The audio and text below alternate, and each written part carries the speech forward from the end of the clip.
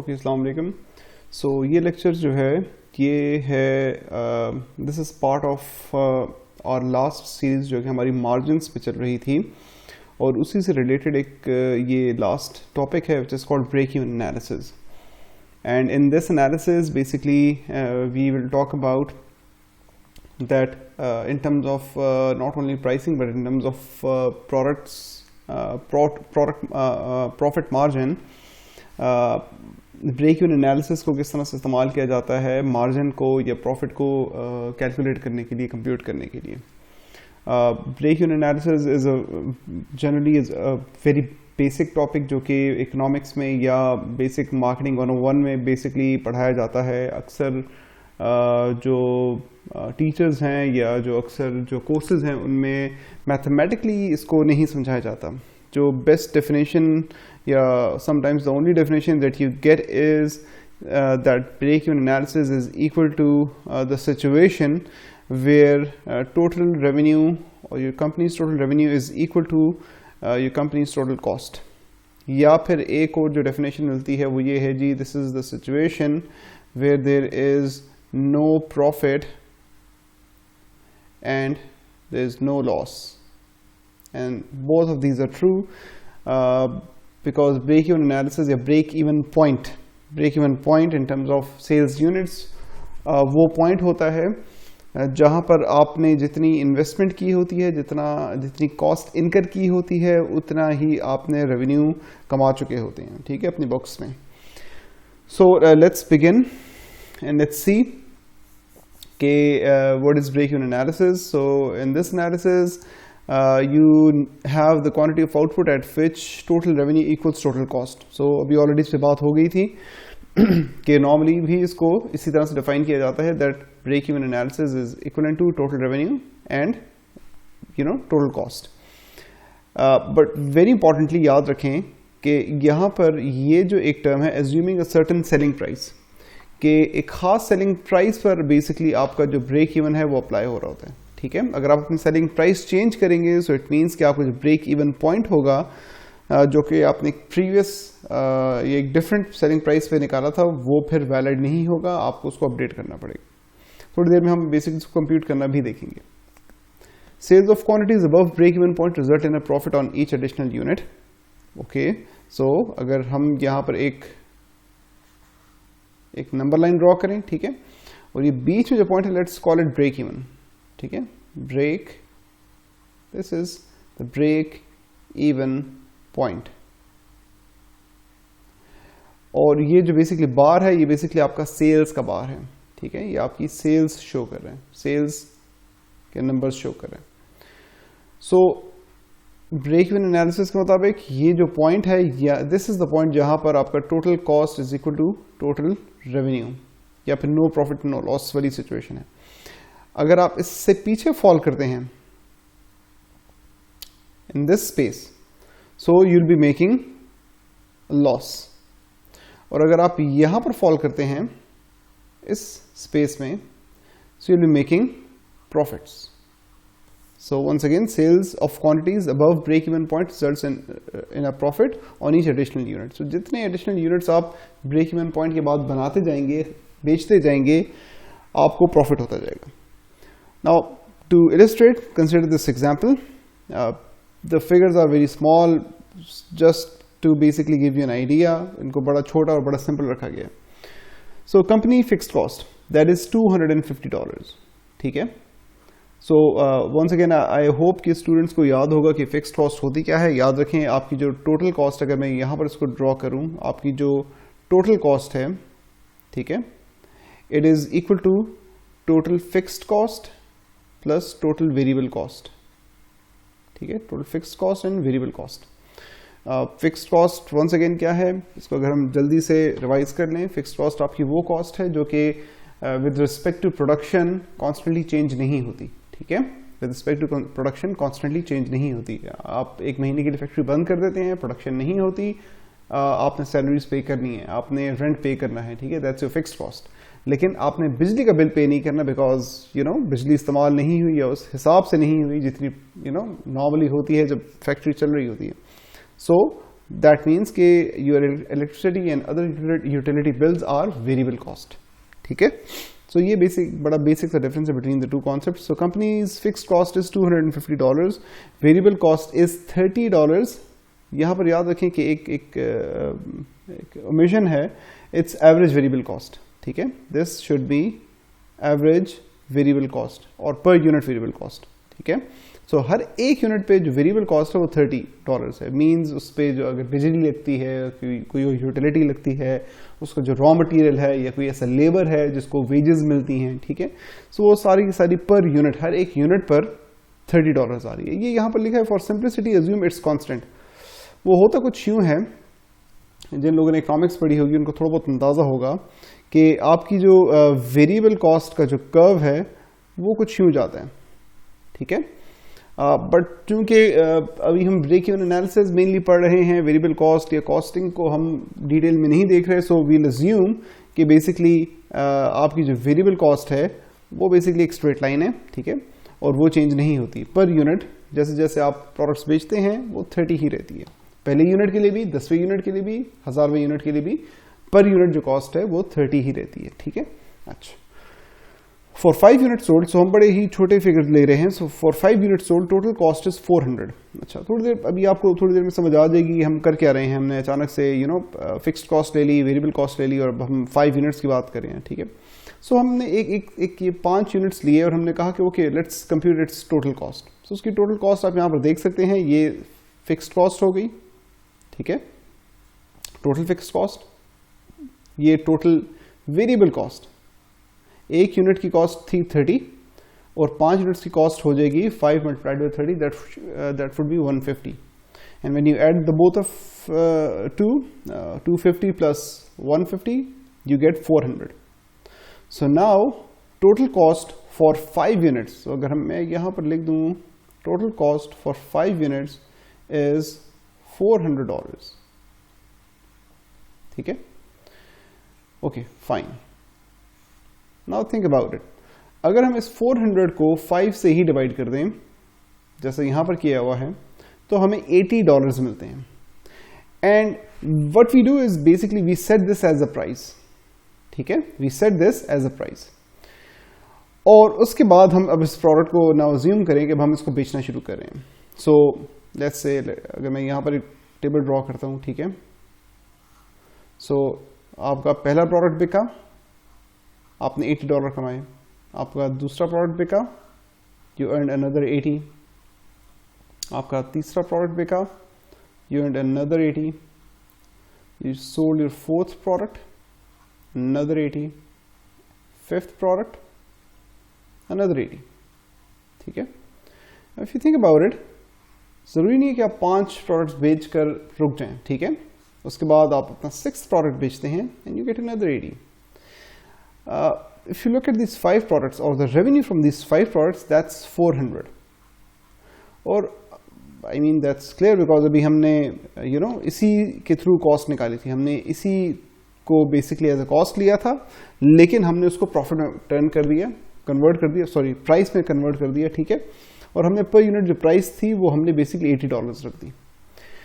और यहां से आपको थोड़ा बहुत अंदाजा हो रहा होगा कि क्यों बेसिकली ब्रेक इवन पॉइंट जो है वो काम करता है या किस तरह से काम करता है। बिकॉज हमने बेसिकली किया क्या, अगर मैं थोड़ा सा मुझे कंप्यूटेशन के लिए थोड़ा सी जगह चाहिए। अच्छा, ऑलराइट। सो आप अज्यूम करें कि आपने जो ये प्राइस रखी है, ठीक है, दैट्स इट। इसको हमेशा स्टूडेंट्स को समझाने के लिए एक बार के तौर पे बताता हूं, बिकॉज अक्सर हमें प्राइस को इंक्रीज डिक्रीज करना पड़ता है। So bar gives you a good idea of the different parts of your price. So let's say this is the price, हमने यहाँ पर इसको प्राइस बना दिया था $80 को, ठीक है, $80, दिस इज $0। अच्छा, $80 के 2 हिस्से हैं, ठीक है।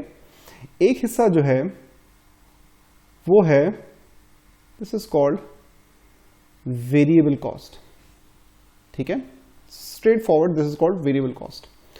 जो दूसरा हिस्सा है इसको आप बेसिकली कहते हैं कंट्रीब्यूशन मार्जिन।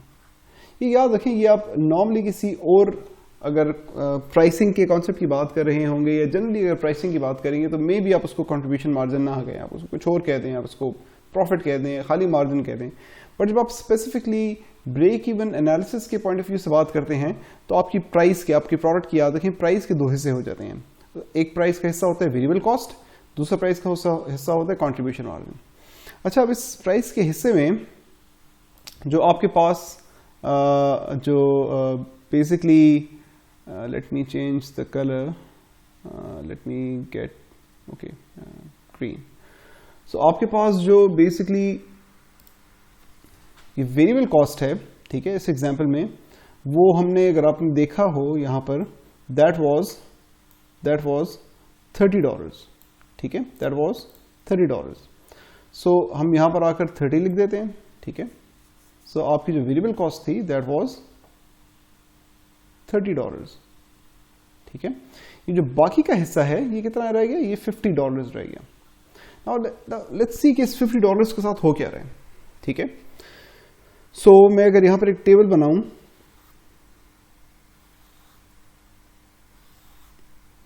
ऑलराइट, और लेट्स अज्यूम कि हम ये प्रोडक्ट्स बेचना शुरू करते हैं, ठीक है, और हमने अपना पहला प्रोडक्ट बेचा। यहां पर हम प्राइस लिख देते हैं। उस प्रोडक्ट की प्राइस कितनी थी, दैट वाज 80, ठीक है। उसमें से वेरिएबल कॉस्ट कितना निकला, सॉरी उसमें से जो वेरिएबल कॉस्ट निकला दैट वाज, वेरिएबल कॉस्ट यहां पर आना चाहिए था, ठीक है। उसमें से जो वेरिएबल कॉस्ट जो बेसिकली हमारा सर्व हुआ दैट वाज 30। इसको मैं ठीक कर दूं, वेरिएबल कॉस्ट जो था दैट वाज 30, ठीक है, average variable cost, let's write A with it. और यहां पर अगर हम इसको जो कंट्रीब्यूशन, जो दूसरा हिस्सा था, हमने याद रखें इसको कंट्रीब्यूशन मार्जिन का नाम दिया, so I will call it CM। So contribution margin था that was 50, so you can see that 30 + 50 is 80, ठीक है। यहां पर मैं एक और बेसिकली टेबल बनाऊंगा, total CM, total contribution margin, ठीक है। सो फार जब आपने एक प्रोडक्ट परचेज किया, हुआ क्या, आपने 80 रुपए लिए, उसमें से 30 रुपए चले गए एवरेज वेरिएबल कॉस्ट को कवर करने के लिए और 50 रुपए चले गए कंट्रीब्यूशन मार्जिन में। और यहां पर कंट्रीब्यूशन मार्जिन हो गया, टोटल कंट्रीब्यूशन मार्जिन सो फार क्योंकि आपने एक प्रोडक्ट बेचा है वो हो गया सिर्फ $50, ओके। अब हम थोड़ा जल्दी जल्दी जाएंगे। सेकंड प्रोडक्ट बेचा, price was 80, average variable cost इसमें से 30 इधर आ गए, ठीक है, और बाकी के 50 कंट्रीब्यूशन मार्जिन में चले गए। अब टोटल कंट्रीब्यूशन कितना हो गया, इन दोनों को ऐड कर लें, ठीक है। So you have total contribution 100। Third product the same, 80, 30, 50, contribution margin is 150. Fourth, $80, same, 50, and then 200, and finally fifth product, 30, 50 and 250. Now think about it.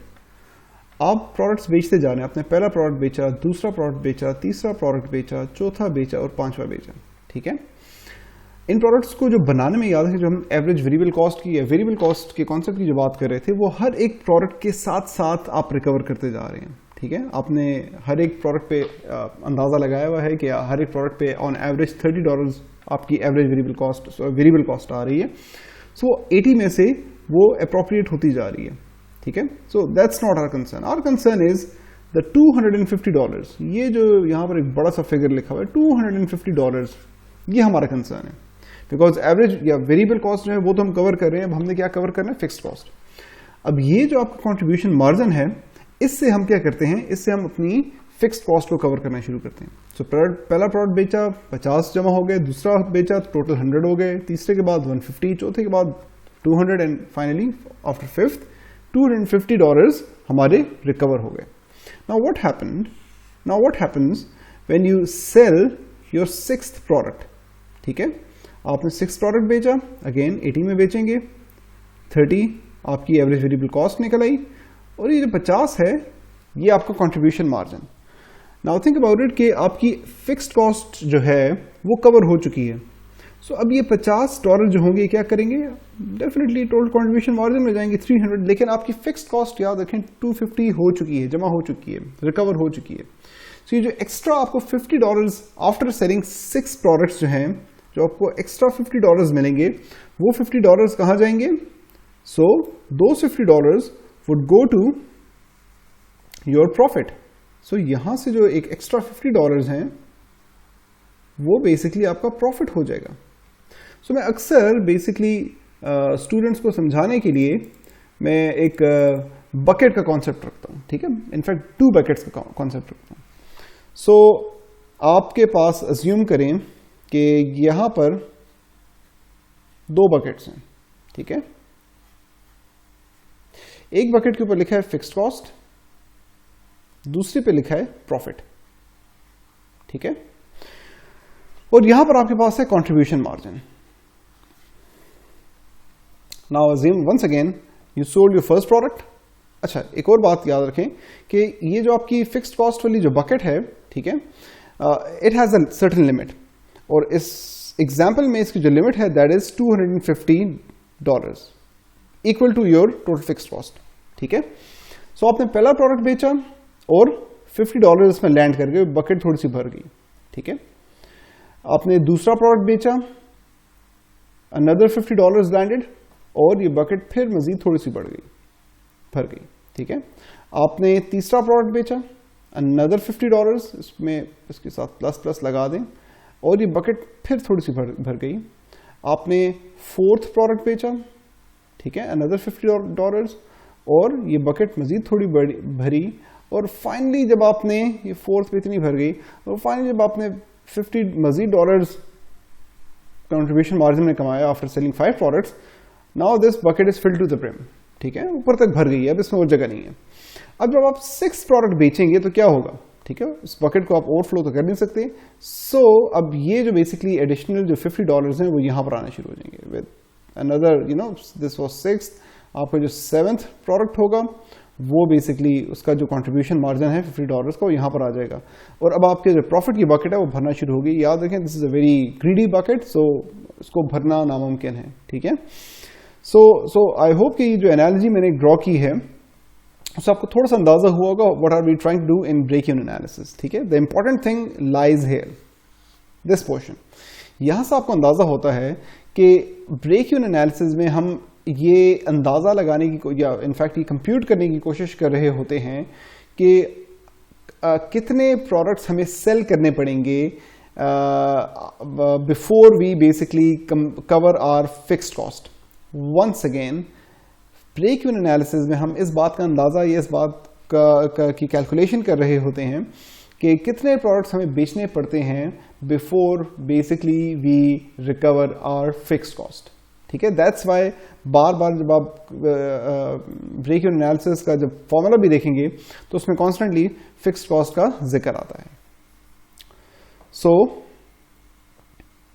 Alright, सो थोड़ा सा मजीद आगे जाते हैं। सो यहां पर जो आपको टेबल नजर आ रहा है, लेट्स टॉक अबाउट इट।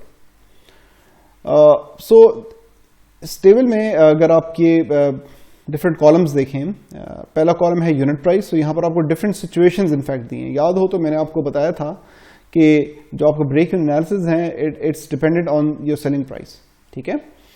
सो यहाँ पर आपके पास सेलिंग प्राइस मीन्स ये डिफरेंट सिचुएशंस हैं कि what if your selling price is 60, what if your selling price is let's say 80, what happens if your selling price is increase to 100, ठीक है, और again reduce to 60। Unit variable cost, since it's the same example, so that remains 30. Unit variable cost का मतलब है per unit variable cost या average variable cost. So वो हर situation में, ये हर एक रो जो है ये different scenario है, so वो हर एक scenario में $30 ही है, ठीक है। But जो कहानी change हो रही है वो यहाँ पर है contribution, ठीक है। या तो हमने contribution margin जिसको हम कह रहे थे contribution to overhead. सो ये जो ओवरहेड की तरफ जो कंट्रीब्यूशन जा रहा है ये बेसिकली क्या है, ये वो एक्स्ट्रा अमाउंट है जो कि बेसिकली आपकी प्राइस में से कवर कर रहा है या कंट्रीब्यूट कर रहा है towards covering the fixed cost. So जब आपकी प्राइस 60 है तो उसमें से $30 तो चले गए वेरिएबल कॉस्ट को कवर करने के लिए, और बाकी के जो $30 रह गए हैं उससे आप रिकवर कर रहे हैं अपनी फिक्स्ड कॉस्ट को, या वो कंट्रीब्यूट कर रहे हैं टुवर्ड्स द फिक्स्ड कॉस्ट। उसके बरक्स अगर आपकी प्राइस जो है वो 150 हो जाती है, सो वंस अगेन उसमें से $30 तो चले जाएंगे straight away unit variable cost को कवर करने के लिए, लेकिन बाकी के जो 120 हैं वो क्या बन जाएगा आपका contribution margin. Now as you expected, याद रखें तमाम सिचुएशंस में जो फिक्स्ड कॉस्ट है that remains the same, that's $250। ये जो 150 हमने प्राइस बढ़ाई है, लेट्स अज्यूम करें 60 से आप 80 से आ जाए 150 पे, सो नेचुरली आप देख रहे हैं कि आपकी जो कंट्रीब्यूशन है वो बढ़ती जा रही है। Now what would that mean? थोड़ी देर पहले हमने ये एस्टैब्लिश किया था कि ब्रेक इवन एनालिसिस में हमारी ये कोशिश है कि जो हमारी फिक्स्ड कॉस्ट है, जो कि तमाम एग्जांपल्स में सेम है, ठीक है, हमने कंट्रीब्यूशंस के थ्रू इसको कवर करना होता है, ठीक है, इसको या रिकवर करना होता है, ऐसे कह लें आप इसको।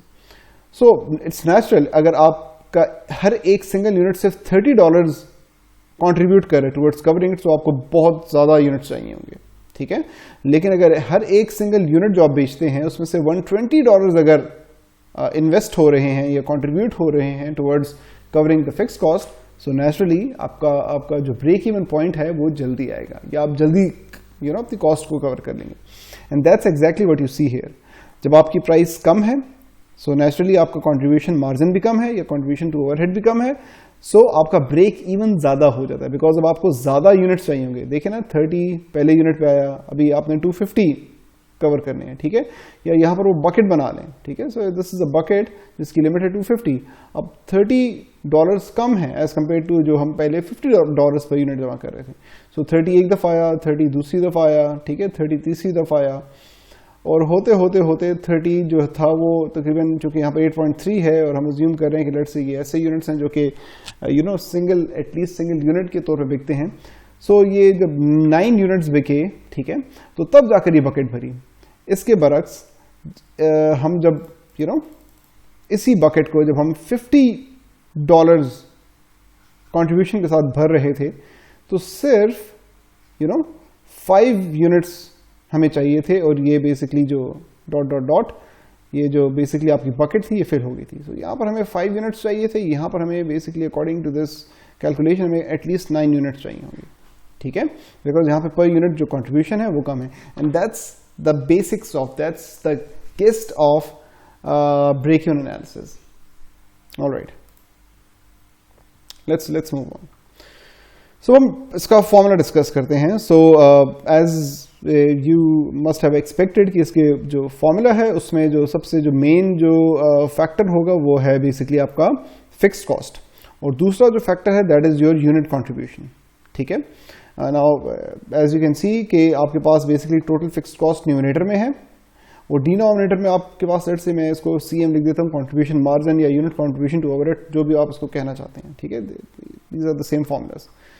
वंस अगेन वही बात हो रही है जो कि अभी मैंने ऊपर बकेट्स के थ्रू समझाने की कोशिश की थी, कि आप बेसिकली ये देखना चाह रहे हैं कि आपका जो टोटल फिक्स्ड कॉस्ट है, जो कि इस एग्जाम्पल में 250 था, और आपका per unit contribution margin, let's say UCM, unit contribution margin जो है, जो कि इसी एग्जाम्पल में 50 था, ठीक है, वो कितने टाइम्स बेसिकली इसके अंदर जा सकता है।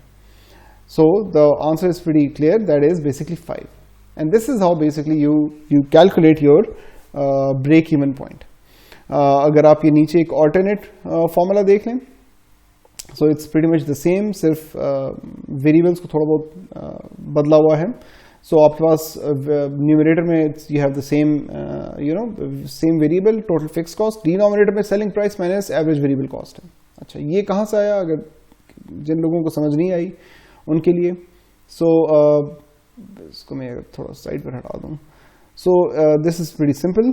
मैं आपको पहले थोड़ा अगर डायग्राम एक रिमाइंड करवा दूँ, याद हो तो मैंने एक डायग्राम बनाई थी, एक बार बनाया था, और मैंने कहा था दिस इज योर प्राइस, ठीक है, और उस बार को मैंने कहा था कि जी ये $80 की बार है, यहाँ पर $30 जो है वो आपके वेरिएबल कॉस्ट हैं, ठीक है, ये जो बाकी के 50 हैं, you remember this is your contribution margin.